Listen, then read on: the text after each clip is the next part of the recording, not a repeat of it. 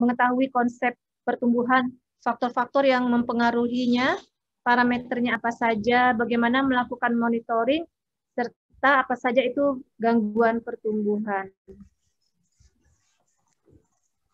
Untuk konsep pertumbuhan itu sendiri, jadi kalian itu harus tahu apa bedanya pertumbuhan dengan perawakan, kemudian apa saja itu indikator dari pertumbuhan,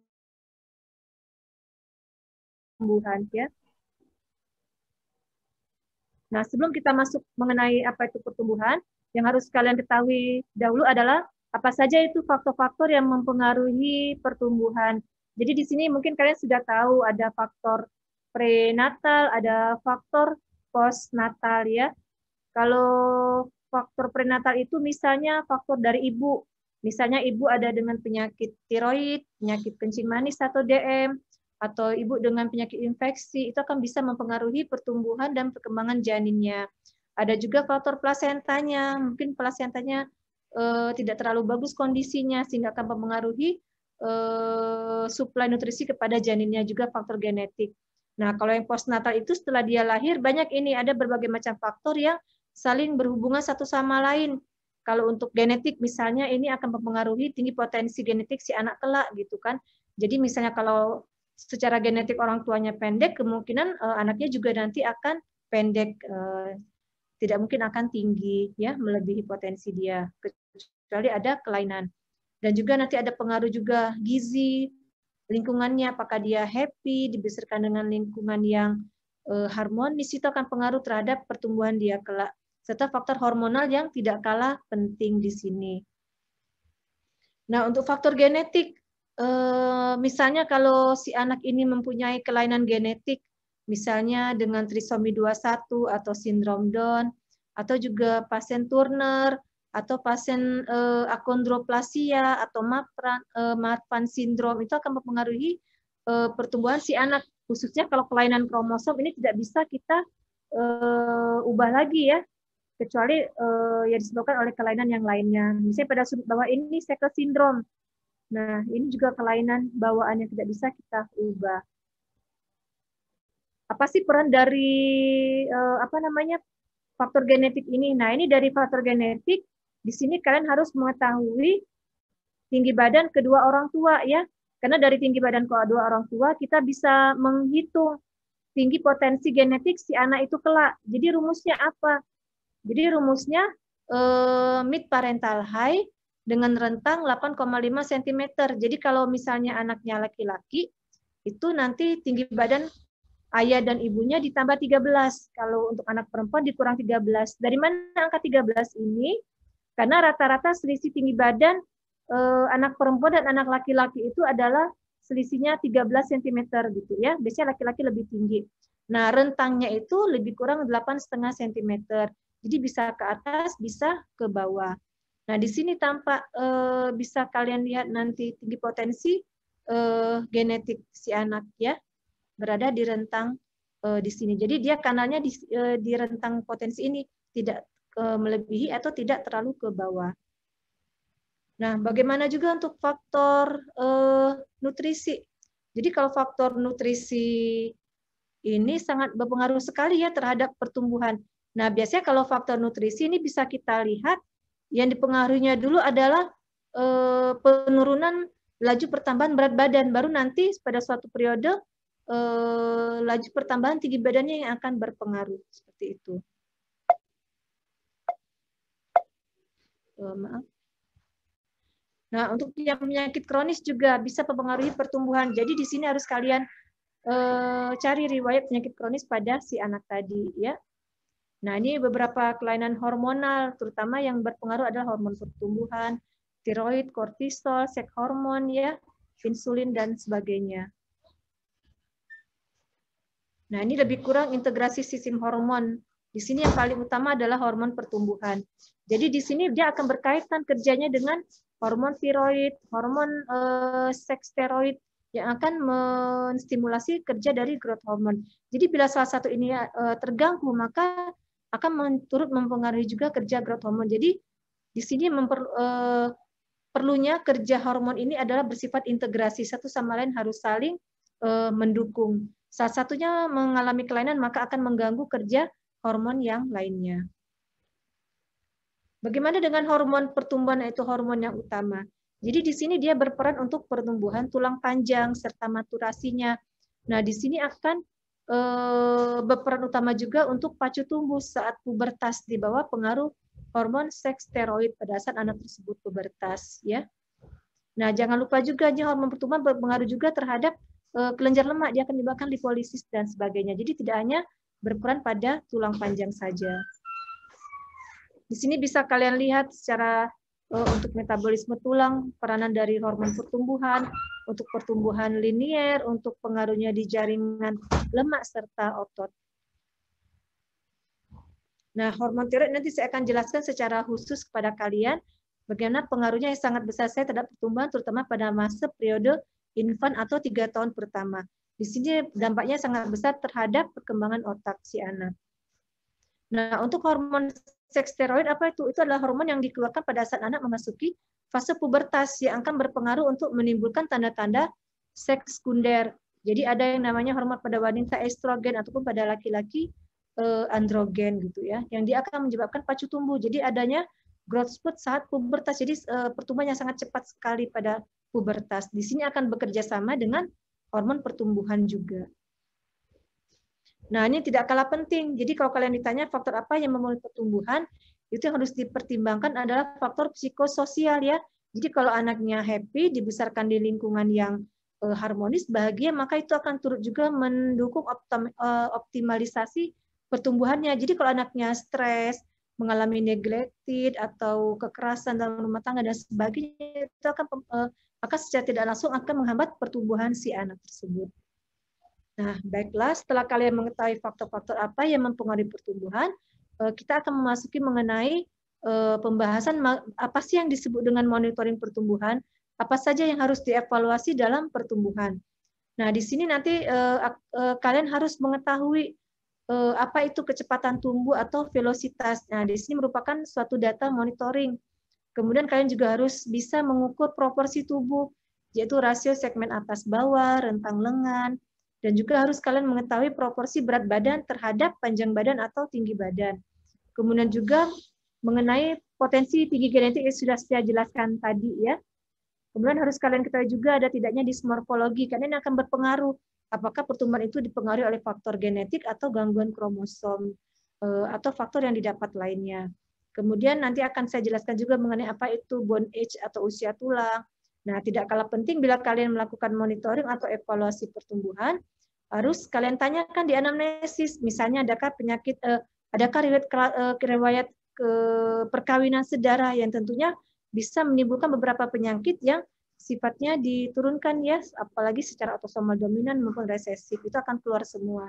Kemudian harus ditanyakan juga riwayat kehamilan dan kelahiran, kemudian berat badan lahirnya, panjang badan lahirnya akan berpengaruh juga kalau anaknya dengan retardasi pertumbuhan intrauterin itu akan lebih kurang setelah lahir, dia juga akan mempunyai resiko untuk mengalami gangguan pertumbuhan.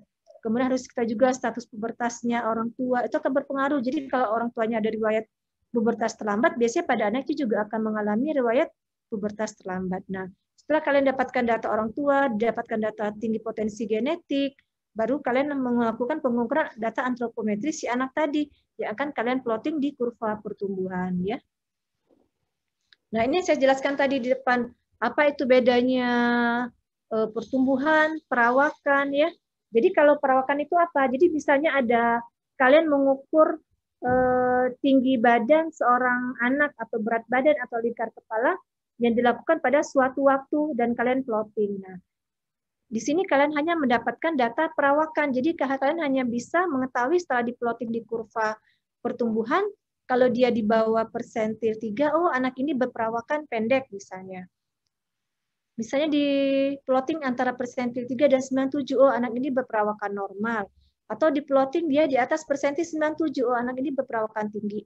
Tapi kalian tidak tahu apakah si anak ini dengan perawakan normal, tinggi, dan pendek mengalami gangguan pertumbuhan. Kalian tidak bisa mengetahuinya.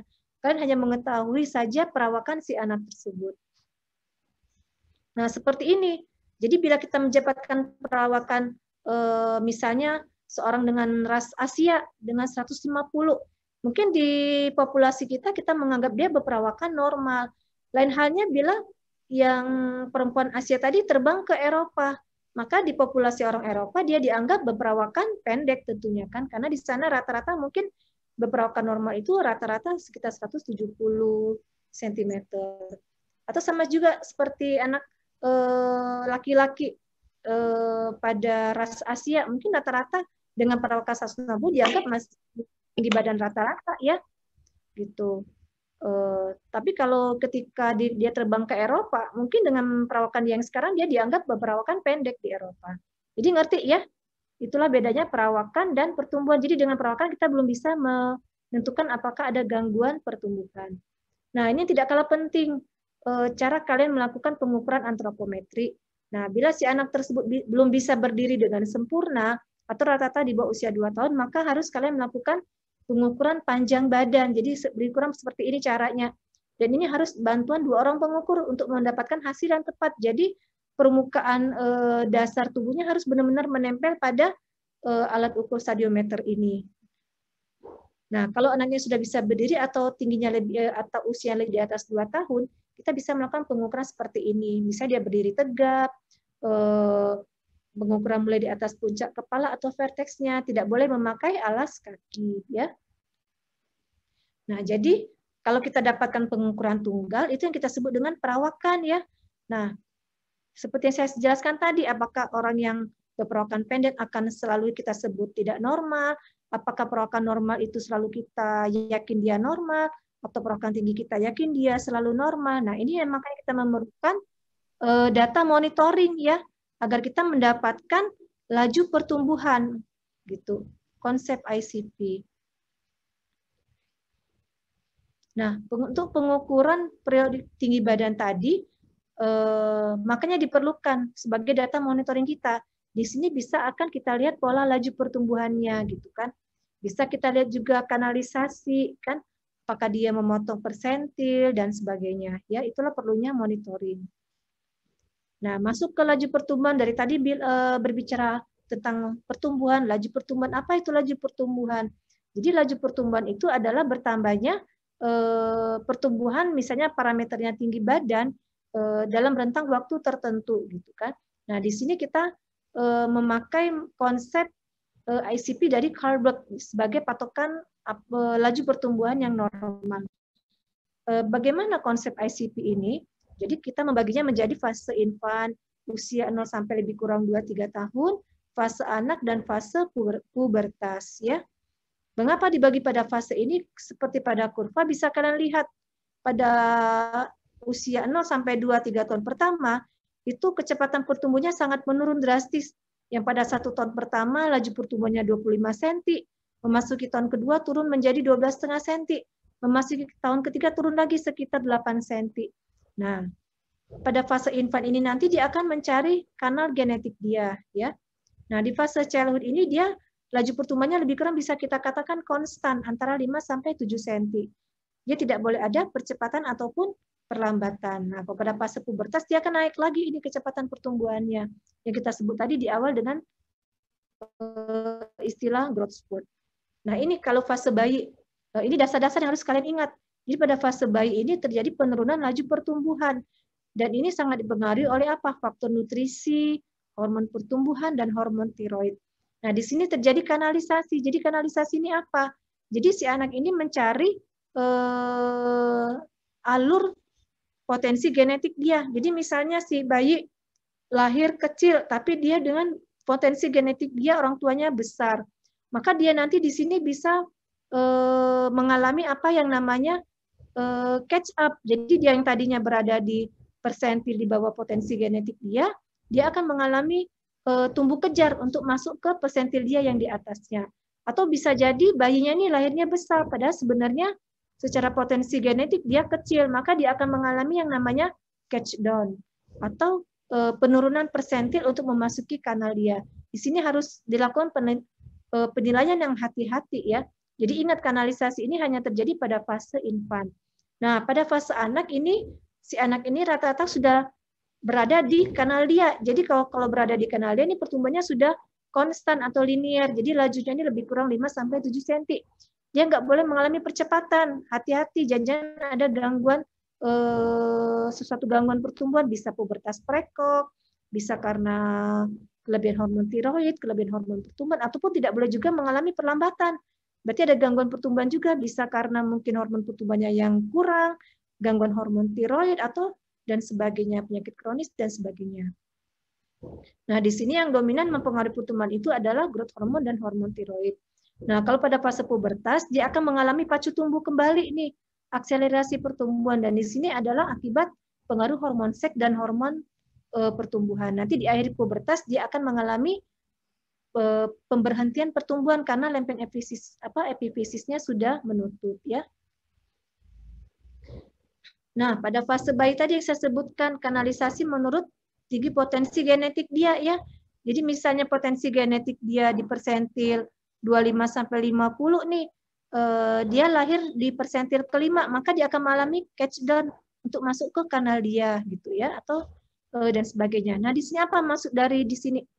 Nah, pada kasus-kasus misalnya constitutional delay, growth and puberty, perawakan pendek idiopatik, atau bayi yang lahir kecil masa kehamilan. Maka di sini mereka mungkin pada periode bayi akan mengalami kegagalan kanalisasi. Jadi maksudnya dia nanti pada fase bayi ini tidak bisa masuk ke kanal dia. Mungkin yang pada CDGP ini atau constitutional delay growth and puberty, dia mestinya secara potensi genetik dia di persentil 50-75 misalnya. Cuma karena dia mengalami hal ini, maka dia tidak bisa berada di kanal ini, dia beradanya di kanal yang bawah gitu. Itu yang kita sebut beberapa keadaan kondisi khusus. Nah, fase pubertas nanti akan saya jelaskan di topik khusus yang lainnya ya. Nanti akan saya jelaskan secara lebih rinci. Nah, ini laju pertumbuhan yang harus kalian ingat. Pokoknya kalau 1 tahun pertama tadi, rata-rata laju pertumbuhan itu ada sebesar 25 cm. Jadi misalnya si bayi lahir ukuran 50 cm nih panjang badannya. Nah, begitu usia 1 tahun lebih kurang bertambah 25 cm. Jadi lebih kurang ukuran panjang badan anak usia 1 tahun itu rata-rata 75 cm. Memasuki tahun kedua, laju pertumbuhannya berkurang nih menjadi 10 cm. Memasuki tahun ketiga terus berkurang lagi. Nah, pada fase anak yang saya sebutkan tadi, itu pertumbuhannya linear, konstan. Dia tidak ada boleh memotong persentil ya, karena dia sudah berada di kanal pertumbuhan dia. Rata-rata ini 5-7 cm. Dan ingat, laju pertumbuhan pada fase infan tidak boleh di bawah 4 cm, harus di atas 4 cm ya. Nah, baru nanti setelah dia masuk fase pubertas, akan mengalami growth spurt nih. Perempuan rata-rata bisa setahunnya 8-12 cm, sedangkan anak laki-laki bisa 10-14 cm per tahun sampai memasuki akhir fase pubertasnya. Nah, setelah kalian tahu itu apa perawakan, apa itu laju pertumbuhan, yang tidak kalah penting adalah kalian juga harus tahu mengenai proporsi tubuh, karena itu akan menjadi bahan evaluasi kita bila kita menjumpai adanya gangguan pertumbuhan. Jadi kalau ditanya apa sih itu proporsi tubuh, jadi proporsi tubuh itu bisa kita ketahui dari pengukuran tinggi duduk dan tinggi berdiri, agar kita dapatkan rasio segmen atas dan bawah, nanti saya jelaskan. Gitu. Nah, lebih kurang seperti ini kalau ada gambarannya ya. Pada saat lahir, itu kan rata-rata segmen atas itu lebih dominan dari segmen bawah. Ini bisa kalian lihat ya. Begitu bertambah usia, maka segmen bawahnya semakin bertambah nih. Nanti lama-lama setelah dia dewasa, perbandingan segmen atas dan bawah itu 1:1 ya. Lebih kurang patokan untuk batas segmen atas dan bawah adalah daerah simfisis pubis. Nah, ini kurvanya bisa kalian lihat rasio segmen atas bawah. Jadi kalau pada saat dia lahir, itu lebih kurang 1,7. Jadi lebih dominan segmen atas. Makin lama nanti akan berkurang rasionya. Nanti pada mendekati pubertas itu rasionya hampir sama, 1:1 ya. Sampai pada masa dewasa. Nah, tadi saya jelaskan bagaimana sih cara menghitung segmen atas, segmen bawah. Jadi segmen atas itu bisa didapatkan dari pengukuran tinggi duduk. Jadi anaknya didudukkan seperti ini. Nah, ini sudah kita buat, sudah kita sudah kita terak ya sebelum mendapatkan stadiometer. Jadi lebih kurang ini dianggap 0, ini berapa. Nah, tinggi antara duduk inilah kita sebut dengan tinggi segmen atas. Nah, bagaimana menghitung segmen bawah? Tinggal kita kurangin saja dengan tinggi badan tegak dikurang tinggi duduk tadi. Itu kita dapatkan segmen bawah. Nah, tinggal kita menghitung rasionya. rasio segmen atas dibagi segmen bawah. Ini kita nilainya nanti kita lihat sesuai dengan usia dia nanti, apakah dia proporsi tubuhnya dalam batas normal sesuai dengan usia dia. Jadi ingat ya, pada saat dia lahir yang dominan segmen atas, begitu memasuki fase pubertas hampir sama 1:1, sampai akhir pubertas dan memasuki remaja, dewasa muda lebih kurang 0,99 atau hampir 1 ya. Nah, rentang lengan juga mempengaruhi proporsi tubuh juga sebagai parameter proporsi tubuh. Jadi begini cara mengukurnya, anaknya diposisikan tegak, menyender, kedua telapak tangannya menghadap ke ventral seperti ini ya, dengan bantuan pengukurnya harus benar-benar rentang lengan tegak benar ya di sini gitu. Nah, kalau bayinya belum bisa berdiri bisa ditengkurapkan dan kita ukur rentang lengannya dalam posisi tengkurap tadi gitu. Nah, berapa sih nilai rentang lengan yang normal itu berkisar dengan tinggi badan lebih kurang 3,5 cm. Jadi bisa tinggi badan plus 3,5 atau tinggi badan minus 3,5. Kalau dia terlalu jauh bedanya itu bisa dijumpai pada apa? Nah, ini misalnya pada sindroma Marfan, dia akan mengalami pemanjangan rentang lengan, itu bisa lebih dari 3,5. Dan pada Marfan ini dia mengalami pemanjangan segmen bawah yang dominan. Jadi bisa-bisa dia nilainya bisa bukan 1, malah mungkin 0,7, 0,6 ya, ini disproporsi tubuh namanya.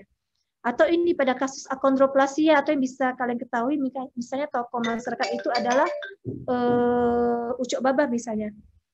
Halo Yudi, saya lagi ngajar Yudi. Di-tackle dulu ya, oke. Nah, terus apa namanya? Misalnya pada kasus osteogenesis imperfecta ya, skeletal dysplasia, di sini bisa kalian lihat dia mengalami disproporsi tubuh gitu. Jadi ingat ya, kalian harus bisa mengukur apa tadi segmen atas bawah, rentang lengan dan menghitung tinggi duduk ya. Nah, kemudian setelah kalian tahu proporsi tubuh, tadi saya menyebutkan usia tulang. Apa sih itu usia tulang? Nah, usia tulang ini kita sebut sebagai usia biologis gitu ya. Ini yang biasanya diukur oleh radiologis nanti adalah telapak tangan yang tidak dominan. Misalnya kalau kalian dominan kanan, berarti yang diperiksa kiri. Atau kalau kalian yang tidak, itu yang diperiksa kanan. Jadi bisa dipakai untuk memprediksi tinggi akhir untuk anak usia di atas 6 tahun ya. Nah, harusnya kalau anak-anak yang normal, usia tulang ini atau usia biologis harus sama dengan usia kronologis gitu kan. Nah, kalau yang tidak normal, misalnya anaknya pendek karena gangguan tiroid, hipotiroid, maka bisa jadi usia kronologisnya 6 tahun, tapi waktu diperiksa usia tulang ternyata dia sama dengan anak usia 3 tahun malahan. Jadi dia delaynya hampir 3 tahun. Ini gunanya usia tulang gitu. Nah, ini nanti kalau kalian bisa mendalami, biasanya kita lihat di sini. Kalau kalian melihat untuk maturitas itu kita lihatnya dari pertumbuhan tulang-tulang metakarpal ke atas ya. Tapi kalau untuk melihat penutupan bertambahnya usia itu kita lihat penutupan lempeng epifisis dari distal ke proksimal ya. Jadi misalnya nanti kalau kalian melihat ada anak yang ingin bertambah tinggi badan nih, waktu kita periksa bone age-nya ternyata epifisisnya sudah hampir nutup, bisa kalian nanti perkirakan, oh ternyata dia hanya bisa bertambah tinggi badan sekitar 5% lagi nih dari tinggi badan akhir. Mungkin seperti itu salah satu kegunaan dari bone age ini. Jadi kita juga bisa melihat penutupan lempeng epifisis di sini. Nah, sudah kalian tahu itu apa itu usia tulang, nah baru kalian nanti bisa melakukan monitoring pertumbuhan. Jadi seperti yang saya sebutkan tadi, kalau cuma perawakan kita tidak bisa menilai apakah ada gangguan pertumbuhan atau tidak ya. Nah, di sini setelah kalian lakukan pengukuran jangan lupa di-plotting di kurva pertumbuhan sehingga bisa melihat pola laju pertumbuhannya tadi ya. Kapan harus diukur? Nah, nanti kalau kalian sebagai dokter harus tahu. Biasanya kalau pada 1 tahun pertama, itu kita harus melakukan pengukuran setiap bulan. Karena kalian ketahui pada 1 tahun pertama ini adalah laju pertumbuhan yang paling besar. Jadi bayangkan dalam 1 tahun, si anak bisa bertambah 25 cm. Makanya di sini harus dilakukan pemantauan tiap bulan. Nah, setelah memasuki usia 2 tahun pertama, baru kita lakukan pemantauan setiap 3 bulan. Memasuki usia 3 tahun ke atas sampai 6 tahun, bisa kita lakukan pemantauan 6 bulan. Nah, di atas usia 6 tahun sampai akhir remaja bisa kita melakukan pemantauan setiap tahunnya. Ini jangan lupa nanti diplot di kurva agar kita bisa melihat pola pertumbuhan si anak tersebut gitu ya. Nah, misalnya pada contoh ini nih kita plot dari data monitoring kan, dia kita ketahui apa namanya? Potensi genetiknya di sini ya. Nah, ini kita bisa lihat kan. Ternyata dia awal-awal sempat berada di alurnya kemudian sempat terjadi penurunan nih. Ini harus kita evaluasi, tapi kemudian dia bisa naik kembali mengejar ke potensi genetik. Nah, ini merupakan suatu contoh kasus yang saya sebut tadi, konstitusional delay growth and puberty gitu kan. Nanti saya akan jelaskan di belakang. Nah, jadi pertumbuhan normal itu apa? Jadi seharusnya kalau pertumbuhan normal dia akan mengikuti laju pertumbuhan yang normal sesuai fase tadi, infant, childhood, dan puberti. Jadi dia harusnya tidak memotong persentil. Nah, pada fase yang 2 tahun pertama tadi yang saya sebutkan di sini, dia bisa memotong persentil karena dia mengalami suatu yang namanya kanalisasi tadi. Dia bisa catch up, bisa catch down. Tapi kalau sudah di fase anak, dia tidak boleh lagi memotong persentil. Kalau dia memotong, pasti ada gangguan pertumbuhan di sini, ya. Kapan dia memotong persentil kembali? Pada saat fase pubertas atau growth spurt tadi, ya. Nah, untuk kurva pertumbuhan itu untuk kurva standar sejauh ini kita masih memakai kurva WHO untuk anak usia di bawah 5 tahun dan di atas usia 5 tahun kita memakai CDC. Tapi terkadang kita di sini bila untuk melihat laju pertumbuhan, apalagi untuk menghitung potensi genetik, maka dianjurkan untuk memakai kurva CDC untuk anak usia 2 hingga 18 tahun. Ya.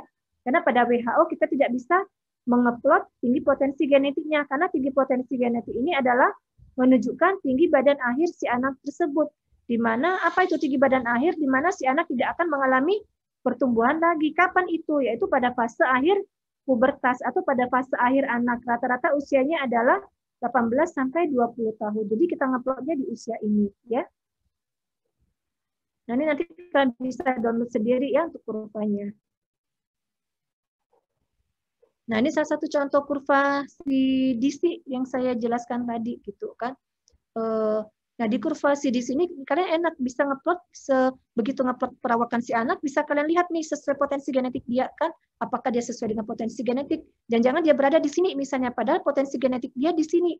Berarti bisa kalian simpulkan oh ternyata dia masih berada di bawah, ternyata mungkin dia ada sesuatu walaupun dia secara perawakan masih normal ya karena berada di persentil 3 dan 97.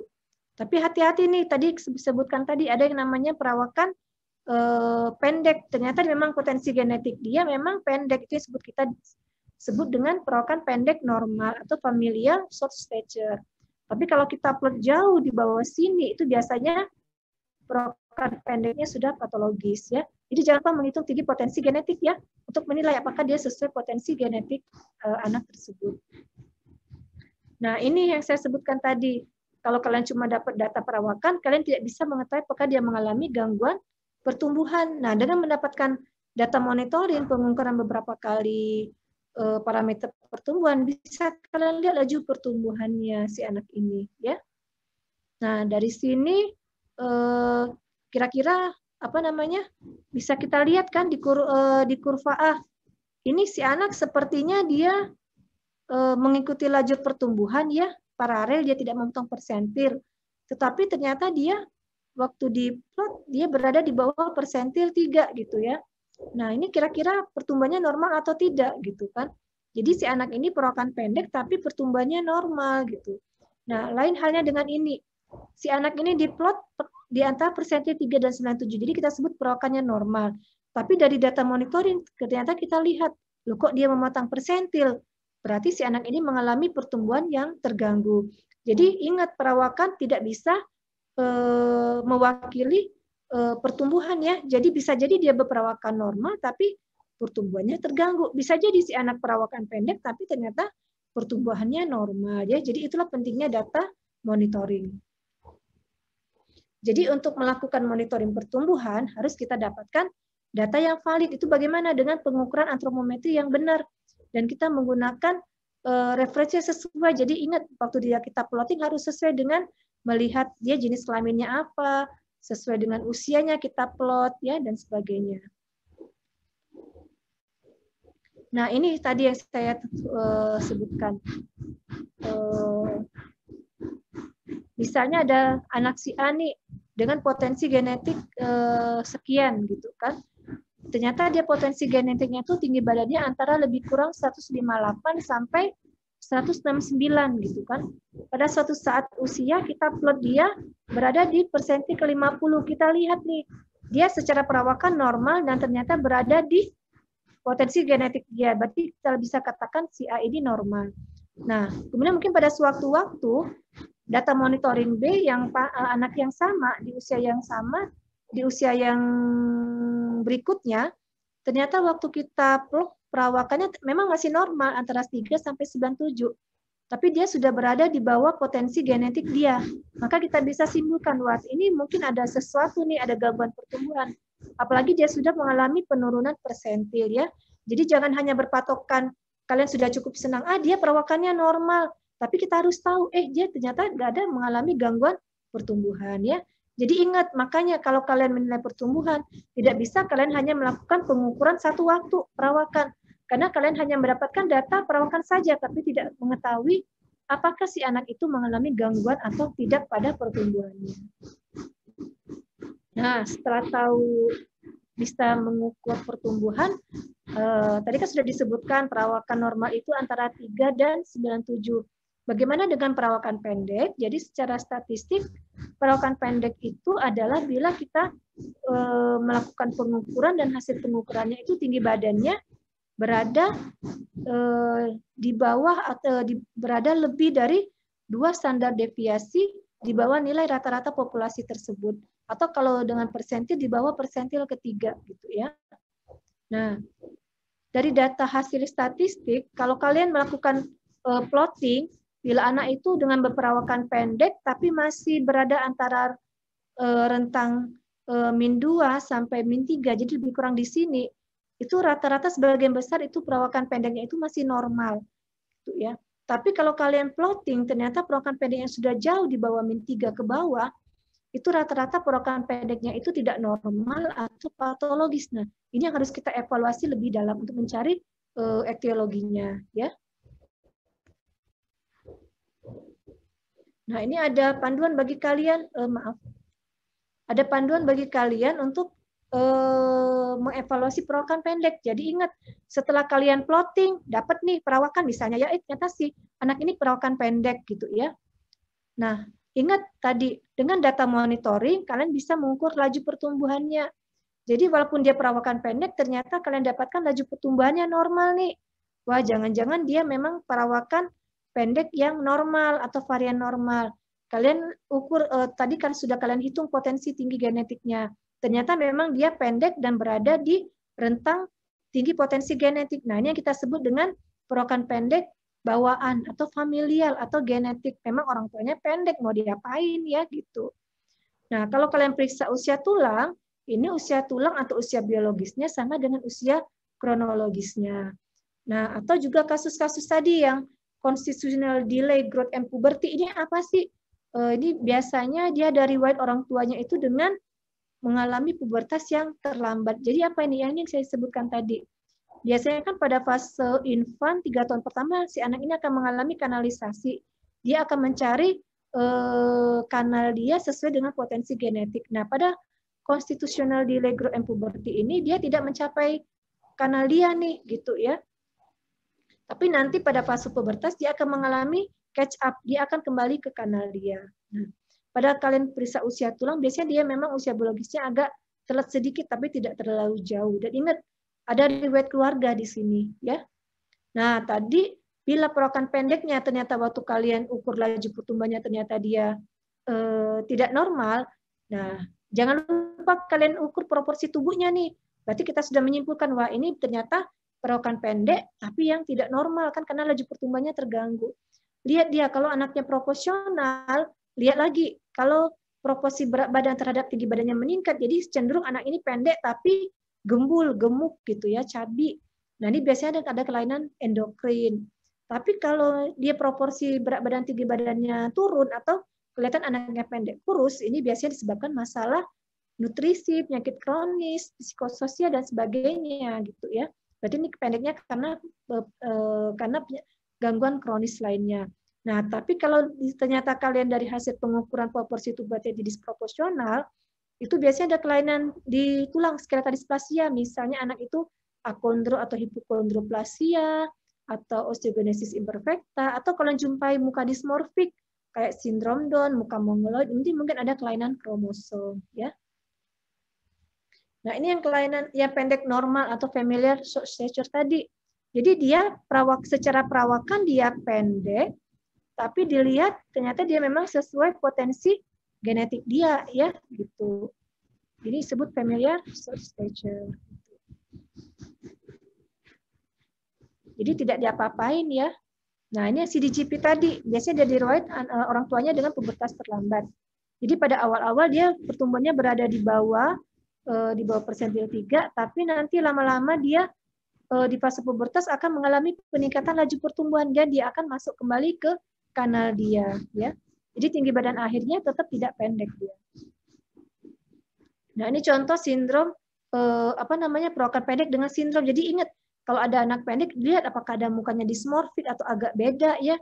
Seperti ini, muka mongoloid, atau anak perempuan Turner ada leher bersayap ya, web neck, jarak putihnya agak lebar dan sebagainya. Ini beberapa gangguan sindrom atau kromosom. Nah, ini tadi kalau untuk anak-anak yang sindrom itu biasanya kita pakai kurva khusus karena memang dia untuk populasinya memang dia rata-rata perawakan pendek.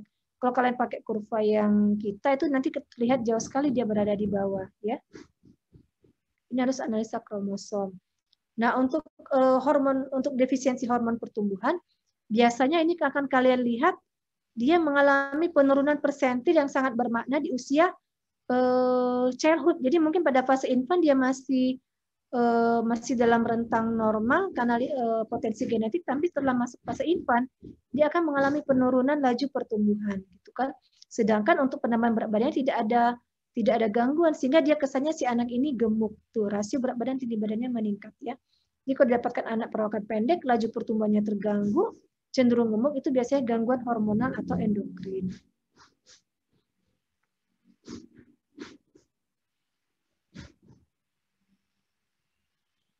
Nah, ini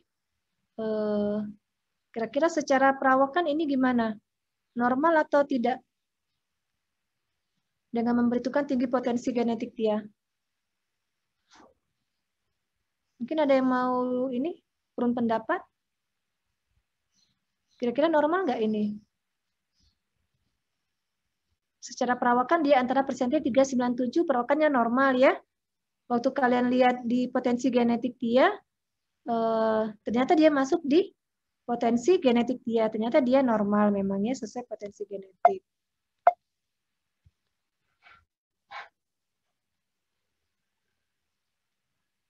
Nah, ini bagaimana?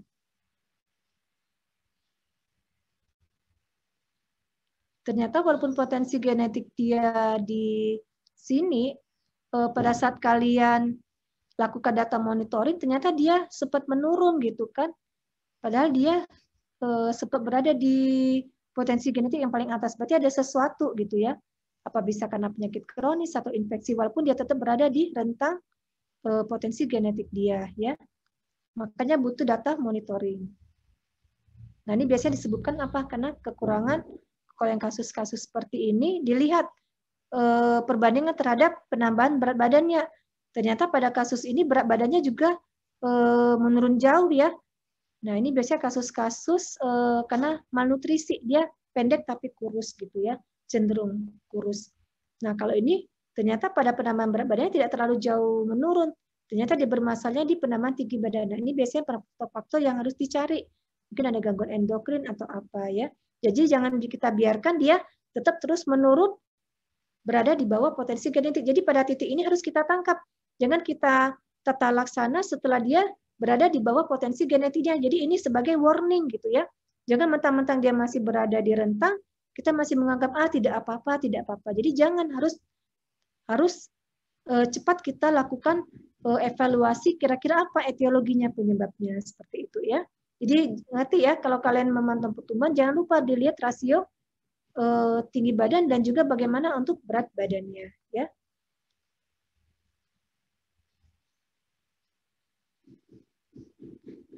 Nah, dari sini, misalnya pada kasus ini nih, pada fase infan dia kan mestinya belum boleh meletasi persentil ya, ternyata di sini kok dia cepat sekali bertumbuhnya ya, melebihi potensi genetik. Nah, itu harus kita evaluasi juga, jangan ada sesuatu yang menyebabkan dia akselerasi cepat. Nah, bisa penyebabnya macam-macam, bisa pubertas prekok, bisa kelebihan hormon pertumbuhan dan sebagainya ya. Di sini juga pertumbuhan dia yang melebihi persentil, ternyata waktu dilihat anaknya cenderung obesitas nih, lama-lama dilihat pertambahan berat badannya semakin tidak terkendali ya. Jadi memang biasanya pada anak gemuk itu bisa ikut memacu pertumbuhan dia. Ini sesuatu yang tidak normal ya. Jadi kesimpulannya apa? Jadi kecepatan pertumbuhan atau velositas adalah kunci utama. Ada tidaknya gangguan pertumbuhan. Jadi jangan hanya berpatokan, jangan hanya puas di perawakan ya. Harus lakukan monitoring pertumbuhan untuk mendapatkan data pertumbuhan, untuk mendapatkan data velositas atau kecepatannya. Dan ingat, seorang anak tidak berpindah jalur pada fase anak ya. Dan perawakan pendek tidak selalu identik dengan gangguan pertumbuhan. Ya, baiklah. Sebelum kita masuk ke sesi berikutnya, ada yang mau